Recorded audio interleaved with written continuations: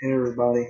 Tried to make this video, but I ran out of space on my hard drive, so I had to go move some stuff around, delete some stuff to make enough space. So it's raining outside. I'm making this video because I want to bring awareness to a subject that I think is not spoken about enough, especially right now when you have the Black Lives Matter movement, you have the presidential debacle that's going on right now, gun control, police brutality, violence, all those things. And one of the things I want to bring up is first thing is Black Lives Matter. Black Lives Matter started in like 2013, I want to say, 2013, and in that time, they've spoken about nothing but Black Lives Matter and the police killing black people and so on and so forth. That being said, in the media, that's all that there is in the media is police killing people and mass murders, things of that nature. But the one thing they never talk about, it's never brought up ever, is the rate of veteran suicides. It's never brought up. For one reason or another, the only people who ever bring it up are veterans or people who are already serving, protecting our freedom. And from 1999 to 2010, it's been estimated that 22 veterans have committed suicide every day. 22 veterans killing themselves every day. From 1999 to 2010. I haven't done the math for that. You can think that's a lot of people who have, unfortunately, felt the need to take their own life. Black Lives Matter started in 2013, 3 years ago. If that statistic for veteran suicides still goes on, and it does, they still say that on average 22 veterans kill themselves every day.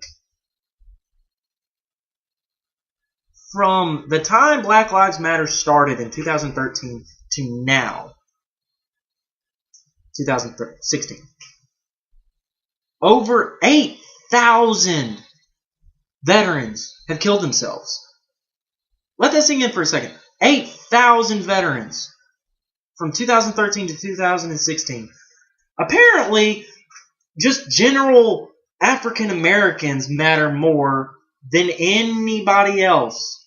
It doesn't matter about the people who are out there serving their country for nothing. I was in the Force for a couple of years, and I didn't get paid anything. No one gets paid anything. You don't do it for the money. You do it because it's the right thing to do, and because it's the greatest job ever. You get to do the one thing that no one else can do. You are selected because these ones couldn't do it. They couldn't pass the test. Well, now, and that's another thing. Now they're changing it to where women have combat MOSs in the Army now. A woman can now do the exact same thing that a man can do.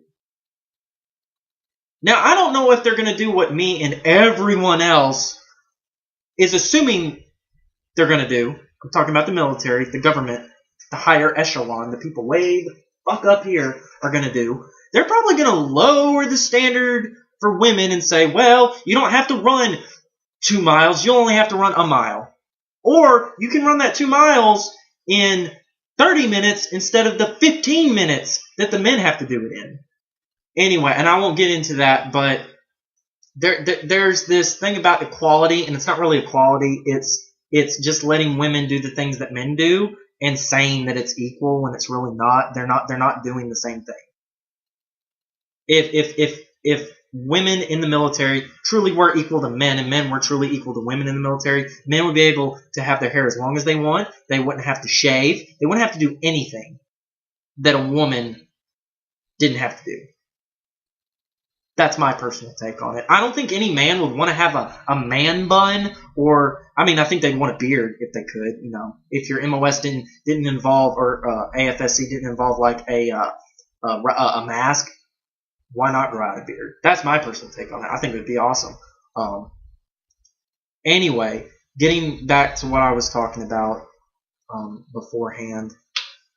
The message of this video, and I'm trying to make this as brief as possible, the message of this video is there are veterans out there dying. There are veterans out there who believe that they are not appreciated, except on Memorial Day and Veteran Day. 2 days out of the year, we support the ones who are dead and the ones who are serving.